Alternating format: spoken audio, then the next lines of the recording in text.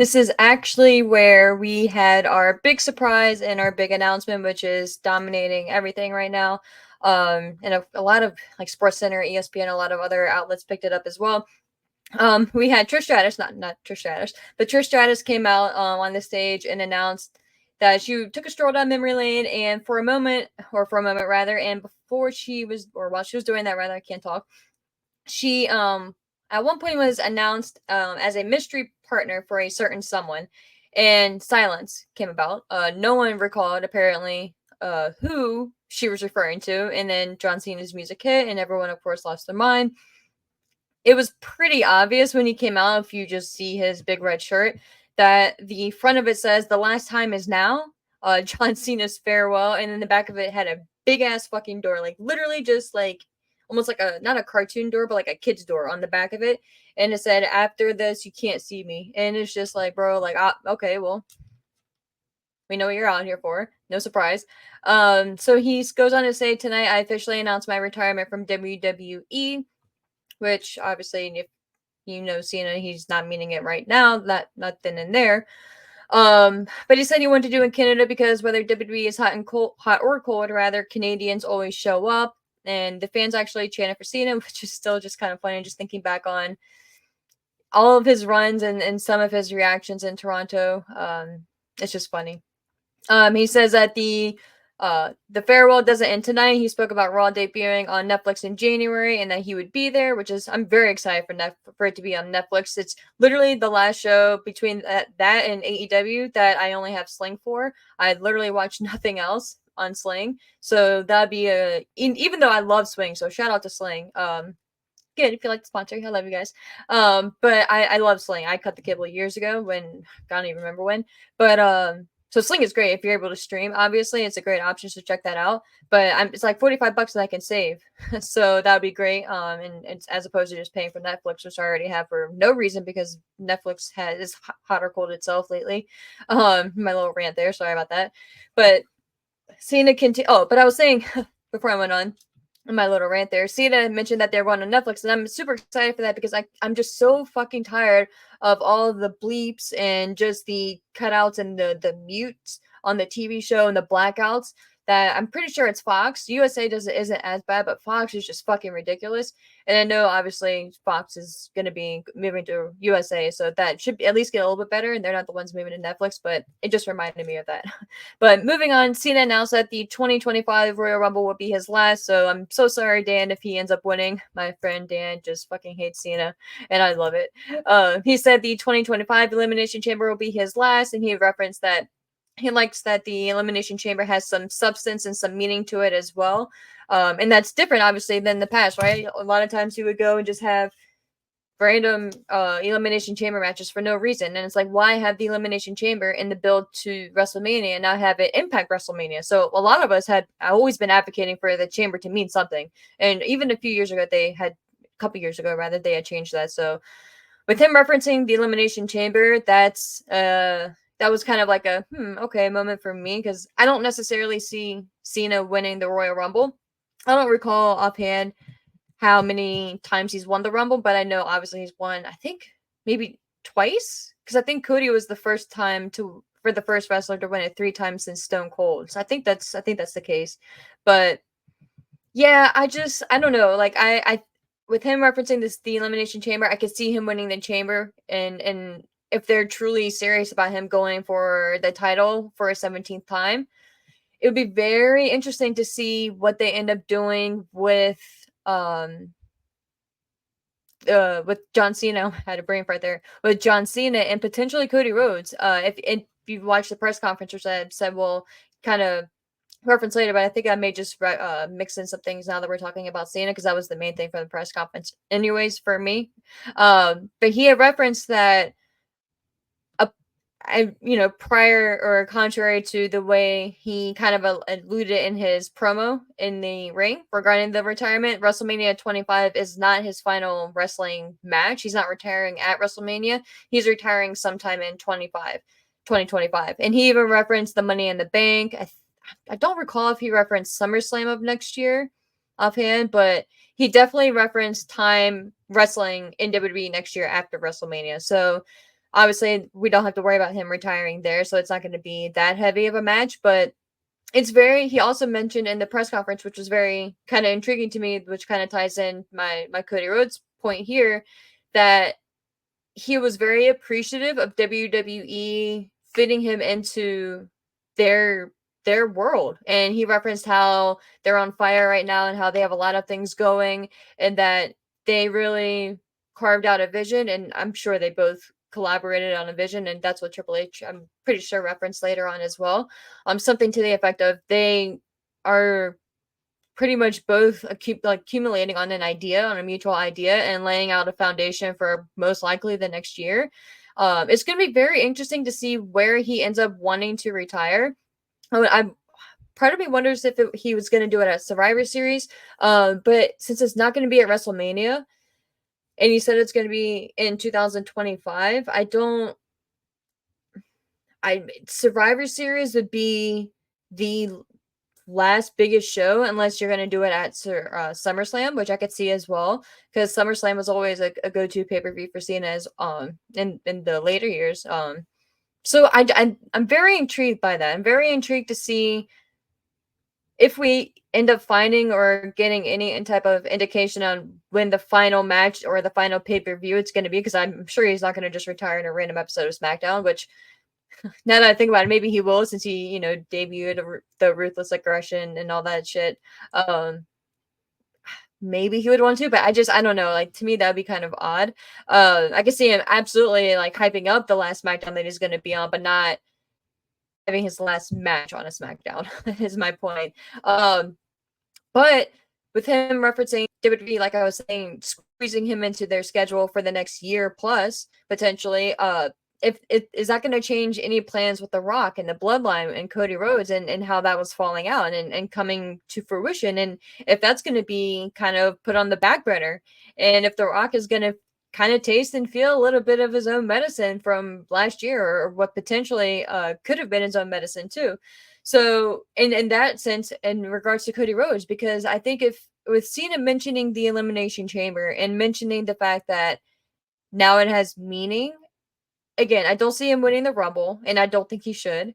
I could see him possibly winning the Elimination Chamber, because he is obviously that type of character that wants to fight, and he even said it. He wants to start from the bottom and work his way up to earning a shot at the title, if that's what the road is going to lead to. So I could see him definitely starting that road. I think he mentioned maybe December, January, if he start, and that's just kind of crazy. Like, I would say probably sometime in December, or maybe he starts whenever that first Raw is going to be on Netflix. Maybe that's his starting point, and he goes from there, which kind of makes more sense now that I'm thinking about it.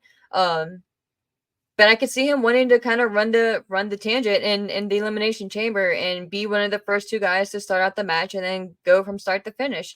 And yeah, so I could definitely see him winning that, because with how they have done it in the past, the Elimination Chamber winner can vie for a shot at the title. So I could definitely see them doing that, and whether he does that at WrestleMania and wins his 17th title, because imagine that.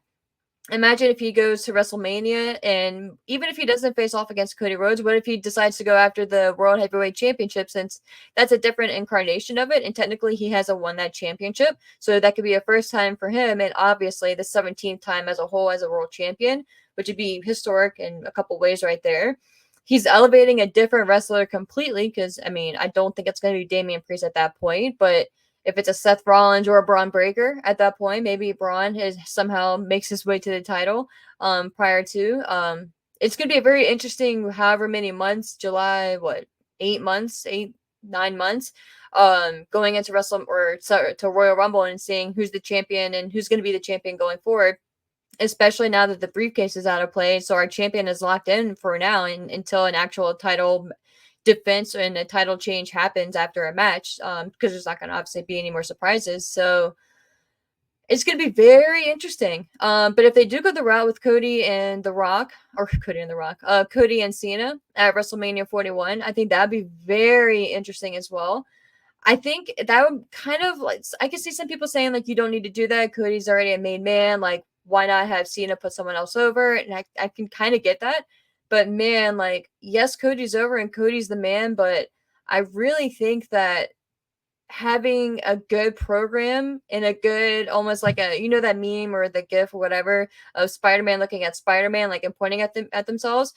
Cody is slowly or quickly rather becoming the next John Cena in the sense of he's the guy showing up. Well, Cena didn't show up in suits, but he's the company guy. He's the corporate guy. Like he has that appeal. He's the company man going out to all the what is it, the morning shows, and I don't watch that shit. So whatever the name of the show is called, Good Morning America and all that bullshit, all that stuff out there. Like he's the one doing the press. He's staying at late after the shows. Like he's doing the house shows. Like he's the fighting champion, and he is the face of the company right now.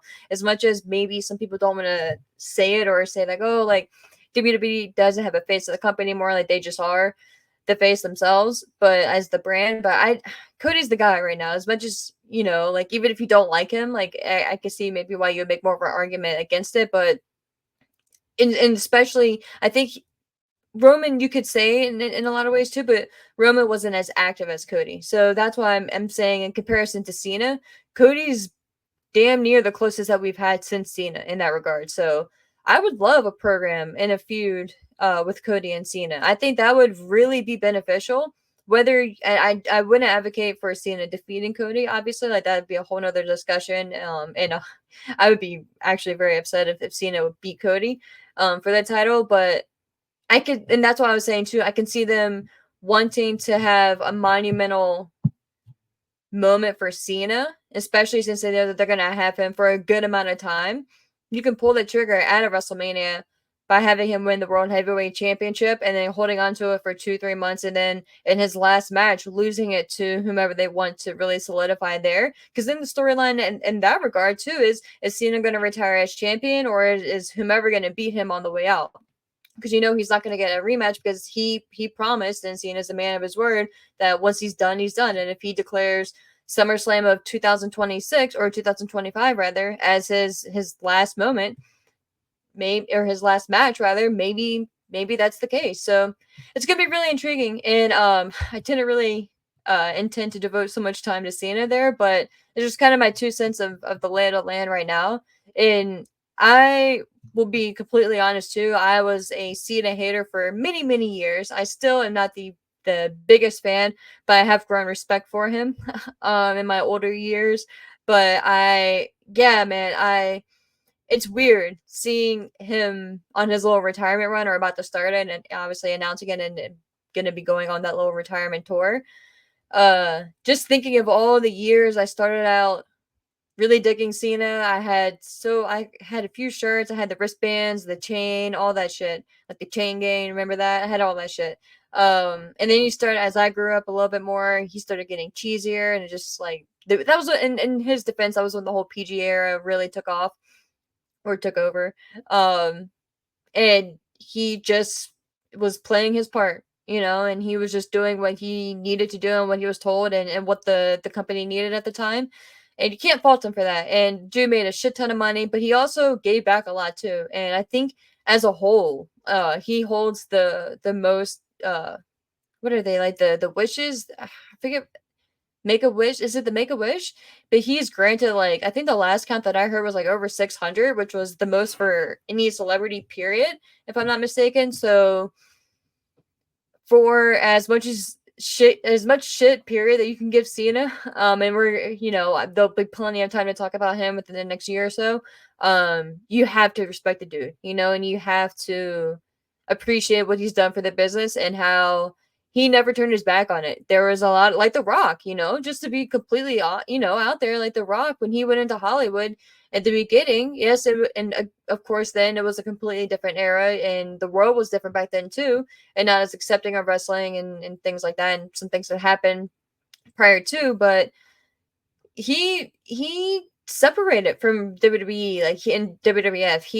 He created distance. He didn't want to be called The Rock. Like he was Dwayne Johnson, you know what I mean? And again, props to him, and I get it, you know, like I can't say I I don't know if I would have gone that strong, but like I I get it, and I get probably why his agent or manager or whatever was like, you need to, yes, The Rock kind of brought you to that table, but now Dwayne Johnson needs to be the head of the table, to bring into wrestling. And I get that. And from a business perspective and a brand perspective, in the long run, it ended up helping wrestling and actually ended up coming full circle. It was kind of like probably one of those, I'm not really good with analogies right now, but you needed to kind of leave to come back type shit. So he did that. And now he's Dwayne The Rock Johnson, and it's the best of both worlds. And he's really amplified. Yes, WWE got hot on its own, and he came in and he did amplify it as well. But like, it's just a perfect storm right now. So that's kind of my long story short there with John Cena and how it could potentially tie into